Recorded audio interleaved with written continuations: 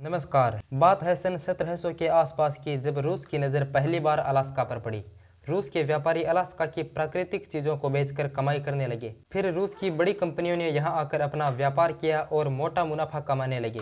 जब रूस के शासन को इस बात का पता लगा तो रूस ने इन कंपनियों पर टैक्स लगाना शुरू किया और इससे रूस को काफ़ी पैसा मिलने लगा। इन सब का श्रेय जाता है रूस के अलेक्जेंडर बारानोव को, क्योंकि तब अलास्का को चलाने की जिम्मेदारी इन्हीं के हाथों में थी। जब बारानोव ने अपनी बढ़ती उम्र के चलते इस्तीफा दिया तो अलास्का को चलाने की जिम्मेदारी रशियन नेवी के कैप्टन हेगमिस्टर को दी गई, जिन्होंने ज्यादा लालच के चक्कर में कंपनियों पर टैक्स बेतहाशा बढ़ा दिया, जिसके कारण मजदूरों को मिलने वाली सैलरी में भारी कटौती की गई। तनख्वाह में कमी की वजह से मजदूर कंपनी छोड़कर जाने लगे। कुछ समय तक ऐसा चला, फिर कंपनियां अपना बोरिया बिस्तर समेटकर वहां से निकलने लगीं।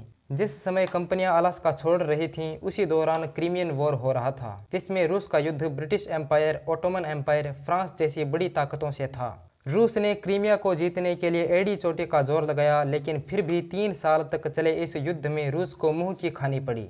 इस युद्ध के बाद रूस का खजाना लगभग खत्म हो चुका था और अलास्का से मिलने वाला टैक्स भी बहुत कम हो गया था। ऐसे में रूस के शासक अलेक्जेंडर सेकंड ने सोचा कि अब अलास्का उनके किसी काम का नहीं रहा, टूटी चीज को फेंकने के बजाय उसे बेच देना चाहिए। इसी सोच के साथ उन्होंने अलास्का को बेचने का फैसला किया ताकि रूस की इकोनॉमी को बूस्ट दिया जा सके। अलास्का को बेचने का केवल यही कारण नहीं था, कुछ और भी कारण थे। जैसे रूस ब्रिटिशर्स से एक युद्ध पहले भी हार चुका था। अलास्का कनाडा के साथ एक लंबा बॉर्डर शेयर करता है। उस समय कनाडा ब्रिटिशर्स के अंडर में था। यदि ब्रिटेन कनाडा से अलास्का पर हमला करके उस पर कब्जा कर लेता तो रूस के हाथ चवन्नी भी न लगती। रूस से अलास्का जाने के लिए समुद्री रास्ता पार करना पड़ता है। इस कारण अलास्का की सीमा पर सैनिक और रसद भेजना रूस को बहुत महंगा पड़ रहा था।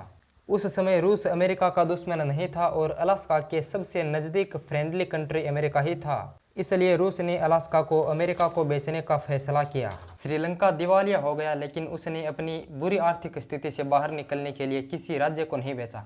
पाकिस्तान आए दिन लोन के नाम पर भीख मांगता है। आए दिन बलूचिस्तान में सेना के साथ टकराव होता है, लेकिन उसने कभी बलूचिस्तान को बेचने के बारे में नहीं सोचा। रूस ने अपना ये 17 लाख स्क्वायर किलोमीटर का अमूल्य हिस्सा अमेरिका को सिर्फ $7.2 मिलियन यानी लगभग 50 करोड़ रुपए में बेच दिया। लेकिन आज उसी अलास्का से अमेरिका प्रतिदिन 60 अरब रुपए का पेट्रोल निकालता है। ये तो केवल पेट्रोल के बारे में है। यहाँ से निकलने वाले सोने और डायमंड की कीमत का अंदाजा तो आप लगा ही सकते हैं। इसके अलावा अलास्का अमेरिका का सबसे बड़ा राज्य भी है। ये शायद विश्व इतिहास की सबसे बड़ी घाटे की डील है, जिसे लेकर आज रूस 150 साल बाद भी पछता रहा है। इस डील को लेकर आपके क्या विचार हैं, कमेंट बॉक्स में बताइए। जानकारी अच्छी लगी तो लाइक और सब्सक्राइब करें। धन्यवाद।